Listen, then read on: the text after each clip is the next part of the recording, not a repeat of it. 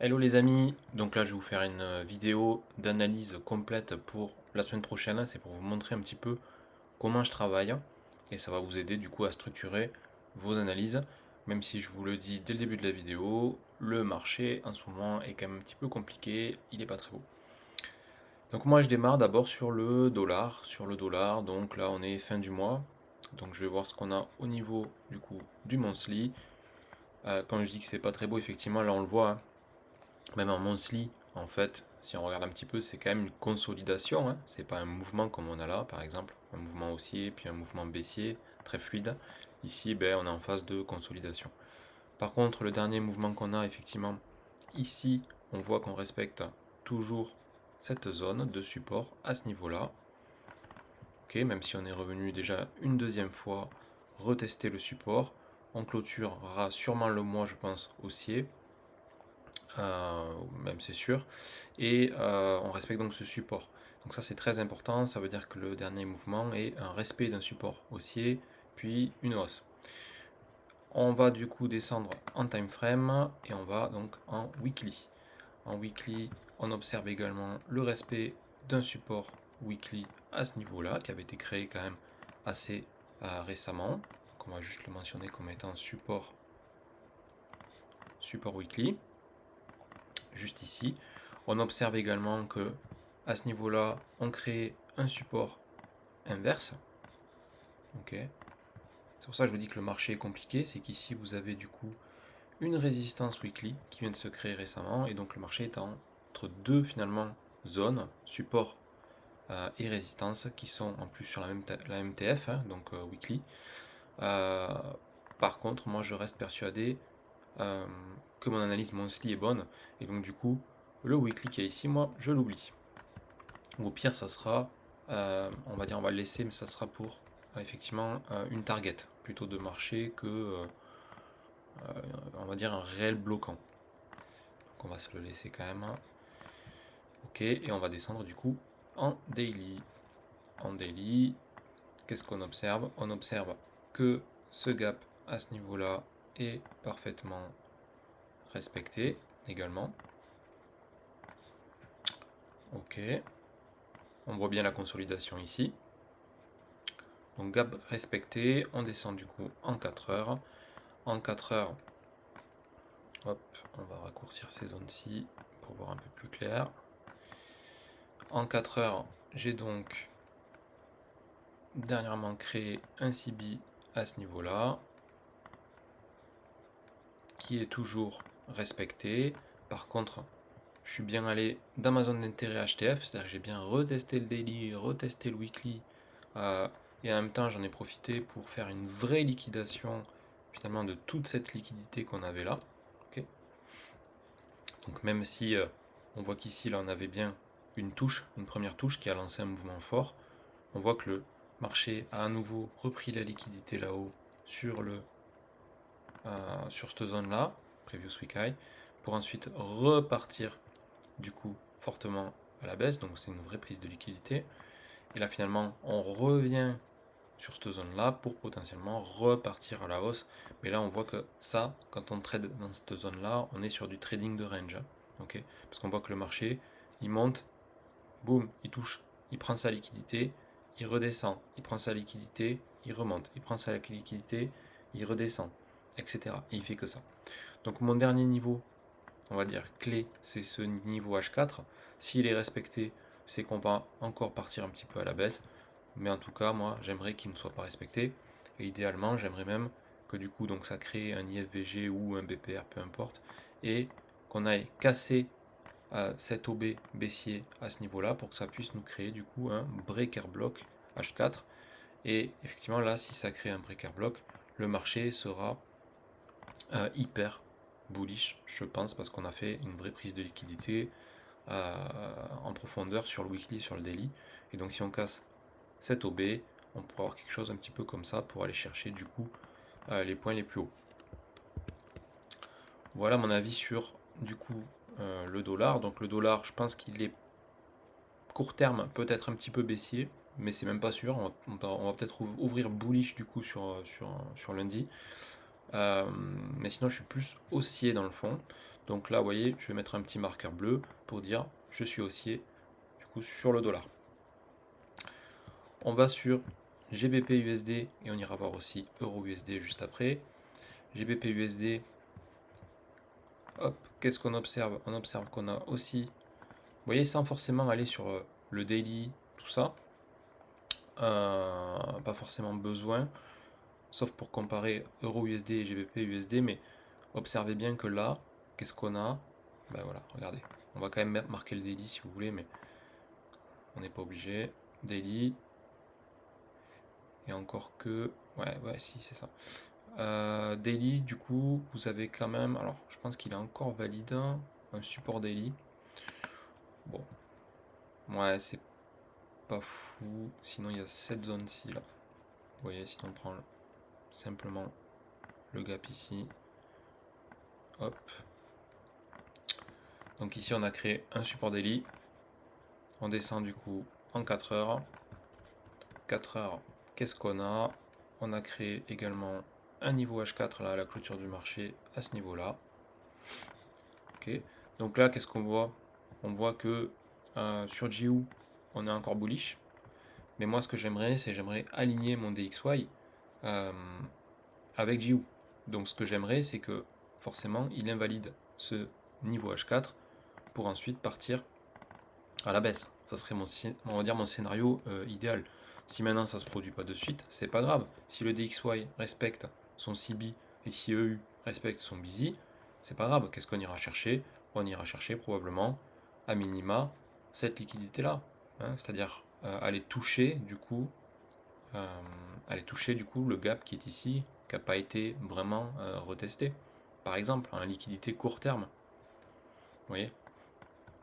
Donc ça, c'est en fonction du DXY. Mais je vais rester sur mon analyse de fond. DXY, du coup, bullish, GBP, baissier. Euro USD, ça sera la même chose. Ah ben, j'avais laissé d'ailleurs les petits schémas. J'attends une clôture du coup en dessous du niveau H4. Mais sinon, si le niveau H4, c'est là, ce sera le même débat, hein, est respecté, ben, on ira plutôt chercher encore un petit peu de hausse. Est-ce qu'il y a une réelle différence entre euro et GBP? Déjà, vous pouvez vous baser sur une chose assez simple, si vous ne voulez pas vous prendre la tête, c'est la variation daily. La variation daily, ici vous avez à la clôture 0,10% et euro USD 0,09%. C'est pas une variation qui est assez, on va dire, parlante pour pouvoir se fier dessus.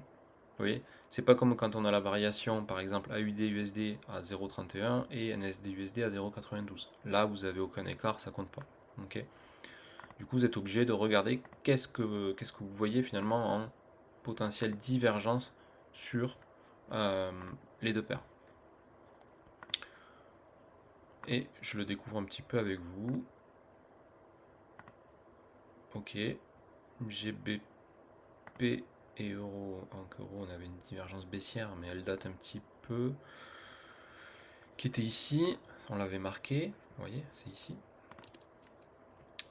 Hop, là vous avez une divergence à ce niveau-là, tac. Divergence baissière, ce qui fait que euro était beaucoup plus baissier. Ouais, je pense qu'on peut rester sur ce schéma. Pour l'instant, je dirais que voilà, c'est quand même pas évident.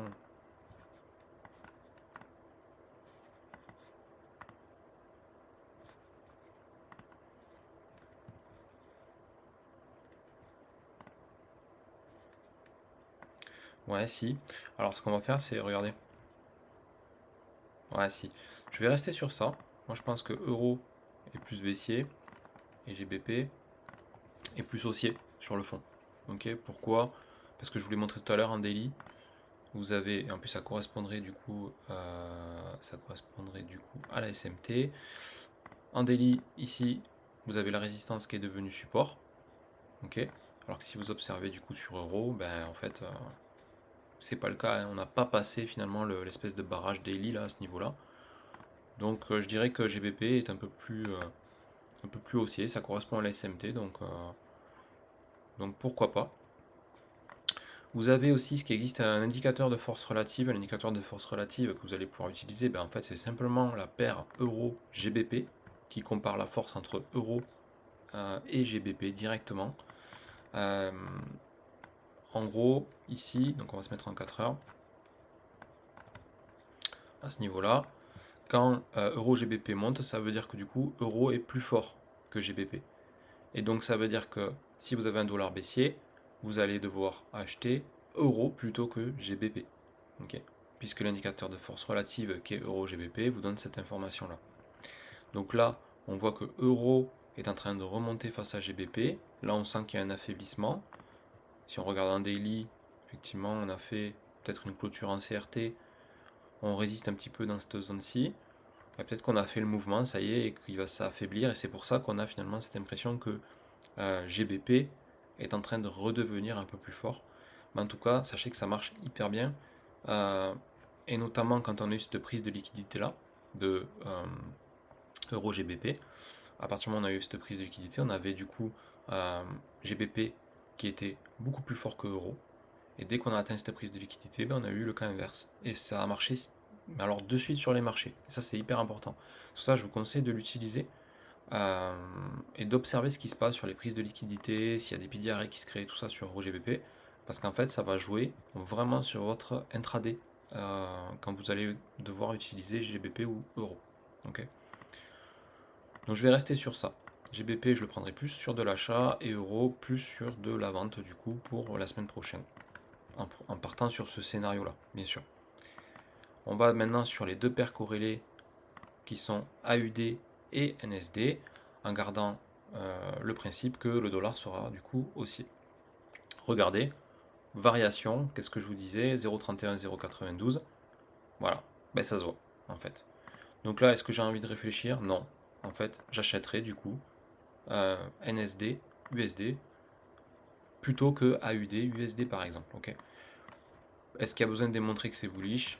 Pas forcément, regardez, vous voyez, que des bougies haussières, donc vraiment une belle série de bougies haussières. J'avais marqué d'ailleurs cette trendline auparavant, elle a été prise. Donc peut-être qu'on aura une réaction parce que l'on arrive vraiment sur une zone clé. Voilà, pile poil sur la zone clé.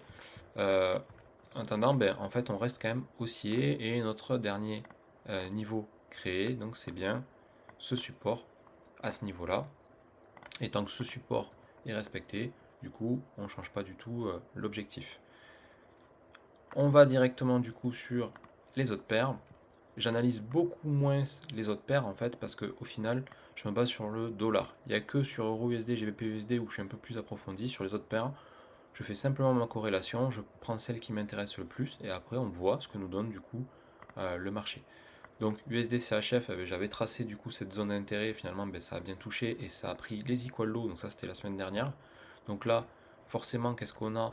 On a une potentielle forte réaction à la hausse après une prise de liquidité telle que des equal low. Alors vous voyez, c'est très très clair. Et du coup, ça serait corrélé avec mon dollar parce que si je veux un dollar haussier, en fait, j'aimerais qu'il reparte à la hausse. Et du coup, c'est corrélé. Donc là, en tout cas, tant qu'on n'a pas de confirmation, on n'a pas de hausse. Idéalement, il faudrait aller casser cet OB là qui deviendrait du coup un breaker block et ça nous permettrait de repartir du coup à la hausse sereinement jusqu'à cette zone-ci de liquidité.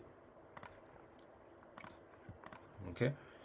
Donc en tout cas, j'aurais tendance à être plus haussier du coup sur SDCHF.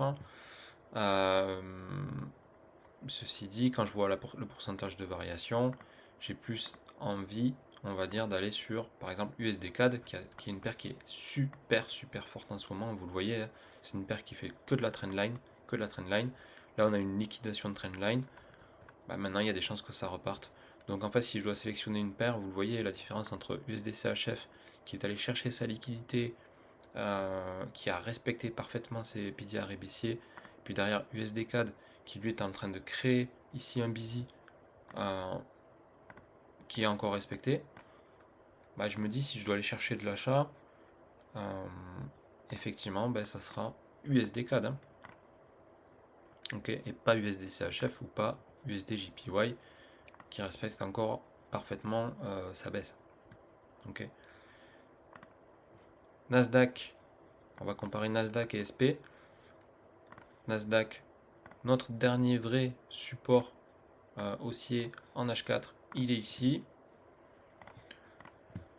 Ok, c'est très propre. Est-ce qu'en daily, on pourrait retomber en daily? On va dire que si on doit retracer notre zone d'intérêt, du coup, elle sera ici. Mais pour l'instant, ce que je peux dire, c'est qu'on respecte parfaitement ce niveau H4. On va observer juste ce qu'on a sur US 500. Ok, c'est la même chose. J'avais tracé déjà les zones. Et on avait même retouché d'ailleurs le daily sur US 500. Les deux sont très forts. J'ai une petite préférence quand même pour le NAS par rapport à la variation. Donc on va rester sur le NAS pour l'instant. Mais c'est haussier. Hein. Évidemment, tant que ce niveau H4 il tient, c'est haussier, il n'y a pas de question à se poser. Okay. Si là ça vient casser, effectivement on repassera potentiellement baissier. Alors l'or et l'argent. Alors or argent. Je suis pas trop fan de la. Je suis pas trop fan de la config. Hein. Je vais éliminer d'ailleurs tout ça. Ouais. Moi ce que je vois quand même sur la config, c'est qu'ici sur le daily, on est venu retester cette zone ici. Et qu'ici, visiblement, on respecte encore cette zone-là. On n'a même pas clôturé au-dessus.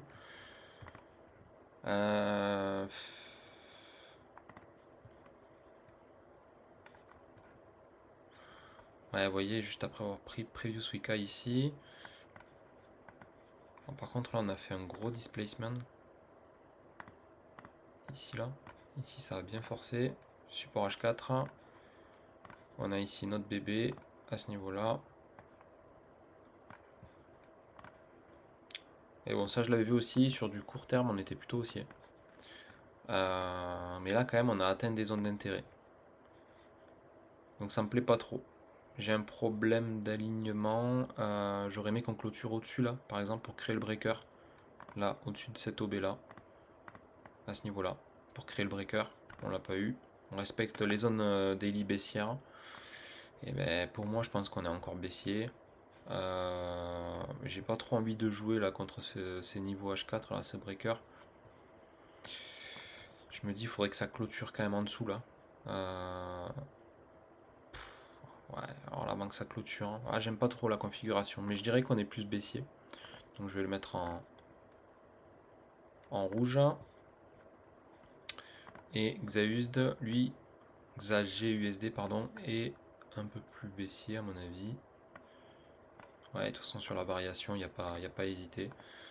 Donc on va se mettre sur XAGUSD. Hop. Je suis quand même, ouais, je suis très mitigé quand même. Hein.